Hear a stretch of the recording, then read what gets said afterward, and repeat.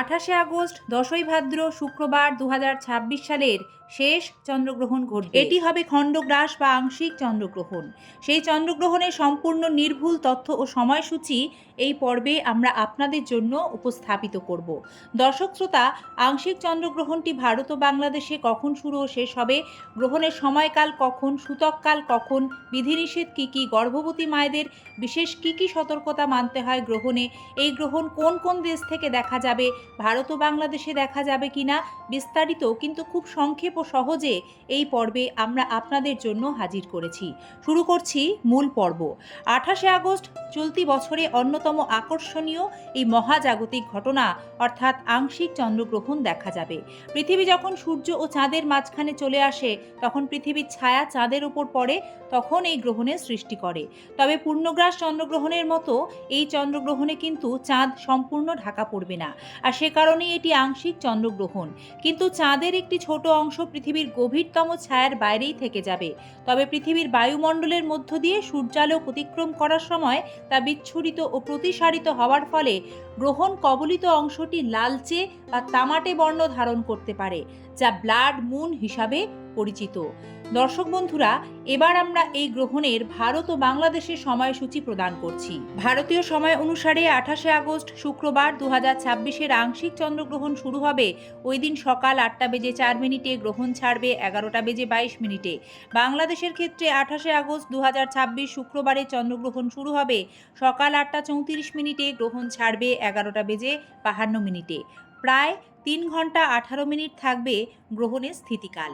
এই গ্রহণ কোন কোন জায়গা থেকে দেখা যাবে? 28শে আগস্টের আংশিক চন্দ্রগ্রহণটি উপচ্ছায়া ও আংশিক গ্রহণ।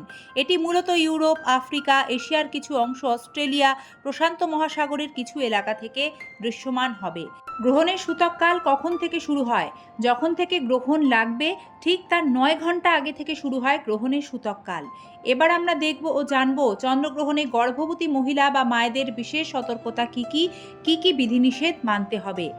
গ্রহণের মধ্যে কোনো রকম ছুরি, কাঁচি, কোনো রকম ধারালো জিনিস ব্যবহার করা সম্পূর্ণরূপে নিষিদ্ধ।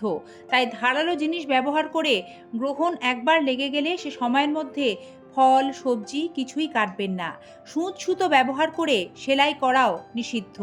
গর্ভবতী মায়েরা বিশেষ করে গ্রহণের মধ্যে নতুন করে রান্না করবেন না, কারণ গ্রহণ একবার লেগে গেলে নতুন করে রান্না করতে নেই। আগে থেকে রান্না করা খাবারে তুলসী পাতা দিয়ে রাখার বিধান রয়েছে। যে অল্প সময়টুকু গ্রহণ চলবে সে সময়ের মধ্যে গর্ভবতী মায়েরা ঘুমাবেন না, হাত পা বাঁকা করে বসবেন না, হাত পা সোজা করে আপনারা বিশ্রাম নিতে পারেন। গ্রহণ চলাকালীন সময় কোনো ভারী খাবার খেতে নিষেধ করা হয়, কিন্তু গর্ভস্থ সন্তান ও নিজের শরীরের কথা ভেবে এ সময়কালে আপনারা শরবত অবশ্যই পান করবেন, কারণ শরীর সুস্থ রাখা এই সময়ের আসল কাজ।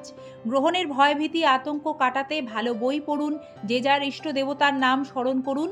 এতে গর্ভবতী মায়েদের মন ও মস্তিষ্ক শান্ত থাকবে, ফলে শরীর ভালো থাকবে। গ্রহণ সম্পর্কিত একটি বিশেষ নিয়ম আছে যেটি লোকাচারে পালন হয়। সেটি হলো, গ্রহণ লাগার আগে গর্ভবতী মায়েরা নিজেদের মাথা থেকে পা অবধি দৈর্ঘ্যের একটি সাদা সুতো দেওয়ালে ঝুলিয়ে রাখবেন। গ্রহণ চলাকালীন সময়ে সে সুতো ওইভাবেই ঝুলবে। গ্রহণ ছাড়লে ওই সাদা সুতো কোনো জলাশয়ে ভাসিয়ে দেবেন। বলা হয় এতে গ্রহণের কোনো রকম নেতিবাচক খারাপ প্রভাব গর্ভবতী মায়ের ওপর পড়ে না।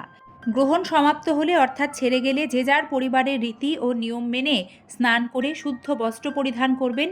অনেকে সারা বাড়িতে গঙ্গাজল ছেটান এবং পুজোর স্থান পরিষ্কার করে নতুন করে পুজো পাঠের আয়োজন করেন। কিন্তু সবচেয়ে গুরুত্বপূর্ণ তথ্য এই গ্রহণ সম্পর্কিত, 28শে আগস্টের এই আংশিক চন্দ্রগ্রহণটি ভারত ও বাংলাদেশ থেকে দৃশ্যমান নয়। যেহেতু দেখা যাবে না, তাই ভারত ও বাংলাদেশে এই গ্রহণের সূতককাল কোনোভাবেই বৈধ হবে না। ভারত ও বাংলাদেশের কোনো জায়গা থেকেই কিন্তু এই গ্রহণ দেখা যাবে না। সে কারণে ভারত ও বাংলাদেশে গ্রহণ সম্পর্কিত বিধিনিষেধ মানা আবশ্যিক নয়। সূর্যগ্রহণের মতো চন্দ্রগ্রহণ দেখার জন্য চোখের বিশেষ কোনো সুরক্ষার প্রয়োজন পড়ে না। সাধারণ বাইনোকুলার বা টেলিস্কোপ ব্যবহার করে দৃশ্যটি আরও কাছ থেকে উপভোগ করা সম্ভব। কিন্তু যে জায়গাগুলিতে গ্রহণ দেখা যাবে সরাসরি, সেখানে কিন্তু গ্রহণের সূতককাল বৈধ হবে এবং নিয়মগুলি পালন করা আবশ্যিক। গ্রহণ সম্পর্কিত এই প্রতিবেদনটি এখানেই শেষ করছি। সকলে ভালো থাকবেন। ধন্যবাদ। নমস্কার।